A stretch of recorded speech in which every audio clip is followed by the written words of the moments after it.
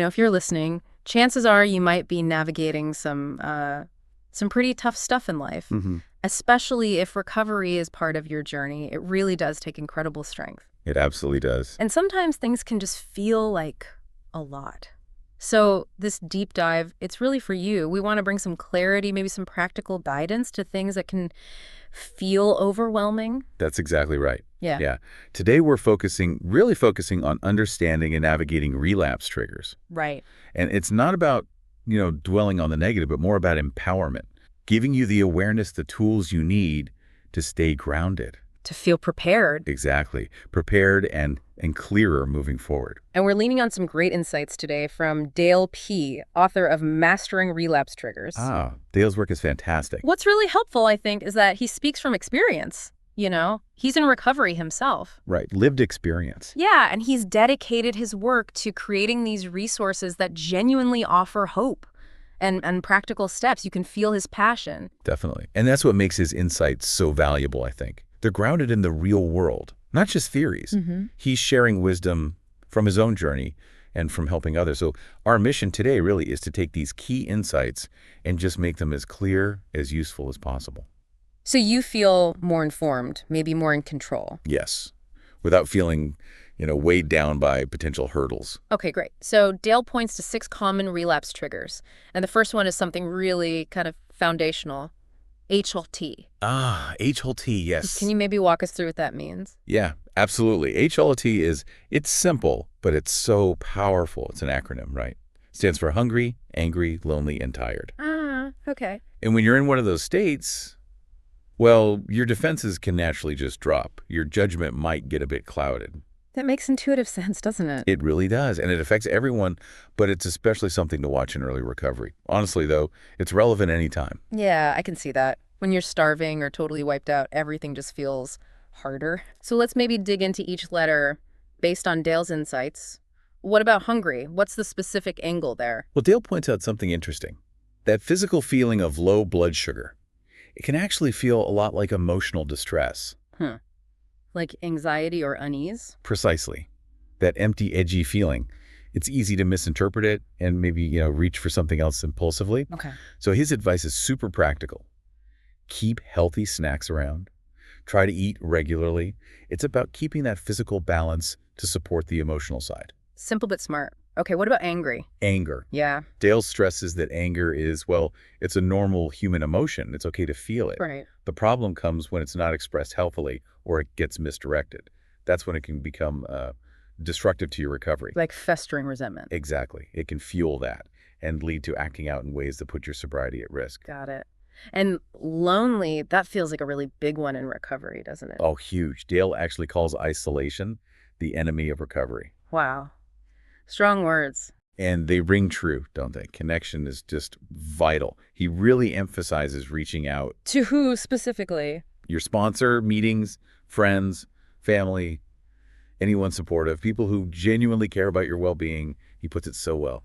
Connection heals. Connection heals. Yeah. I like that. That's profound. It really is.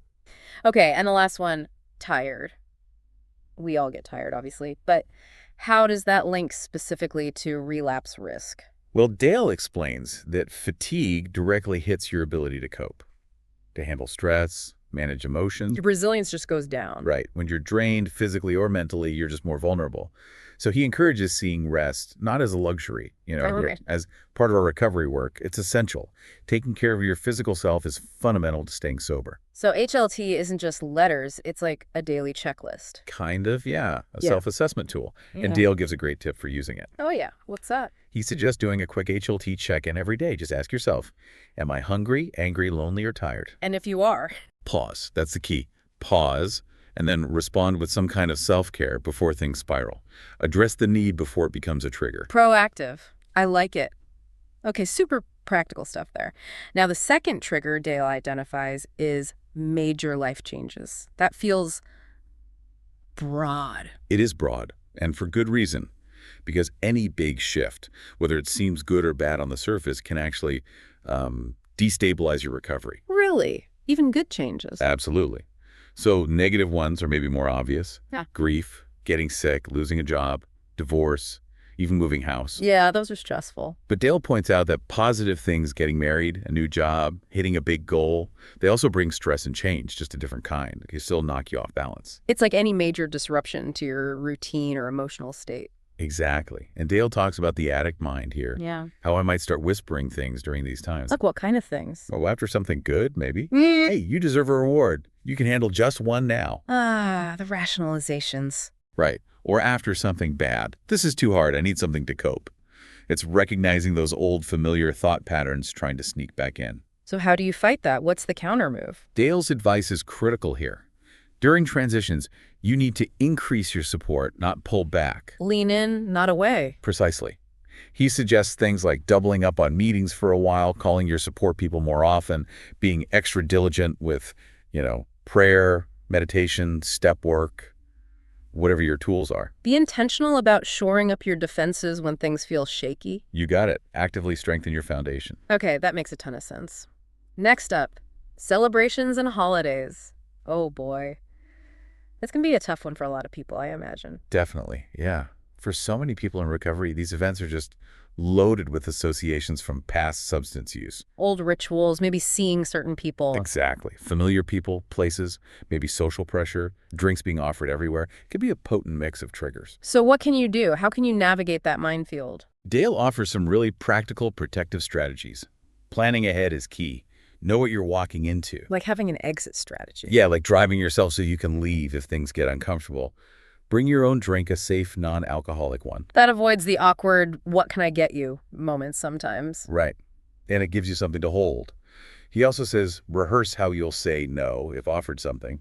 Keep it simple, polite, but firm. And remember that no is a complete sentence. That's it. You don't owe anyone a lengthy explanation. Good reminders. And he also talks about creating new traditions. Yes. This is really positive.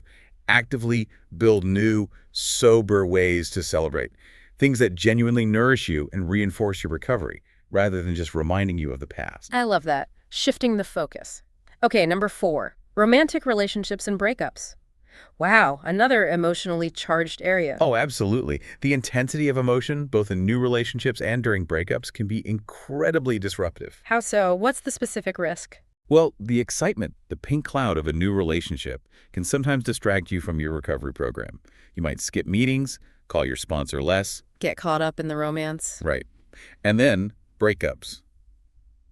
The pain, the despair, it can trigger that urge to numb out, to go back to old coping mechanisms. Yeah, that makes sense. Del mentioned some common advice about relationships in early recovery, right? He does. You often hear the suggestion to avoid starting new romantic relationships for, say, the first year. Which can sound harsh, maybe. It can, but Dale frames it really well. Not as deprivation, but as protection. Giving yourself that space to focus solely on your own healing, building that solid foundation first. Okay. And what if you're already in a relationship or going through a tough breakup right now? If you're in one, Dale stresses keeping communication open with your partner, yes, but especially with your support network. Let them know how it's affecting you. Be honest about the impact. Exactly. And if you're dealing with heartbreak, lean into your recovery tools, not away. Meetings, sponsor, steps. They can carry you through that pain. He says the 12 steps can carry us through anything. Powerful. Okay, the next trigger is overconfidence. This one feels sneaky. Isn't feeling strong a good thing? It is. Feeling hopeful and strong in sobriety is wonderful. But Dale calls overconfidence sneaky for a reason. Why is that? Because it can creep up after you've got some solid time, you feel good, and maybe a little bit of ego starts to slip in. Like, I've got this now. Yeah, I don't need all those meetings anymore, or I don't need to call my sponsor every day. The belief that the ongoing work isn't quite as necessary for you anymore. Forgetting what got you there in the first place. Exactly. And Dale includes a really stark quote about this. What is it? When I stopped doing what kept me sober, I eventually picked up again. Oof, that's direct. It's a crucial reminder, isn't it? Sobriety needs ongoing maintenance, consistent effort. So how do you guard against that slide into overconfidence? Dale's tip is simple but profound. Stay teachable. Stay teachable. Yeah. Share your experience, help others. Absolutely. But always keep learning, keep growing. Remember that humility. Remembering we're all just one day away. That's what keeps us safe. Humility is protection. Got it. Okay, the final trigger Dale covers is boredom and idleness. This might seem less dramatic than some others. Maybe less dramatic, but definitely not less dangerous. Think about it. Active addiction is often chaotic, filled with constant activity, even if it's destructive. Right, always chasing something. Exactly. Sobriety, especially early on, can feel quiet, maybe even empty sometimes. And if that space isn't filled constructively, Old habits can creep back in. that's the risk. Your mind starts to wander, maybe craving surface just to fill the void. Dale connects it to something deeper too, doesn't he? Not just lack of stuff to do. He does. He suggests boredom often stems from a lack of meaning, not just a lack of activity. If you're not engaged in things that feel purposeful, fulfilling, that emptiness can be a real trigger. So what's the antidote, according to Dale? How do you tackle boredom? His advice is about building structure, but nourishing structure. Create a simple daily routine for yourself. What should be in it? Time for recovery stuff? Definitely meetings, service, but also time for you. Hobbies, exercise, creativity, things that light you up. Finding joy and purpose again. Exactly. Explore what makes you feel alive. Recovery isn't just about not using. Dale says it's about building a beautiful, useful life. That's a much more inspiring goal. So we've covered the 6 triggers. Dale also shares some really important compassionate thoughts about relapse itself, doesn't he? He really does. And his perspective here is so vital. He says very clearly, a relapse is not a sign of failure. That's huge. It is. He says it's a sign that something in our program or our lives needs attention. Like a check engine light, almost. That's a great analogy. Yeah. He wants people to hear, you are not a failure if you relapse. You're not hopeless. And crucially, you're not starting over from square one. You're continuing the journey. Exactly. You keep the learning, the experience. That reframing takes away so much shame, doesn't it? It really aims to.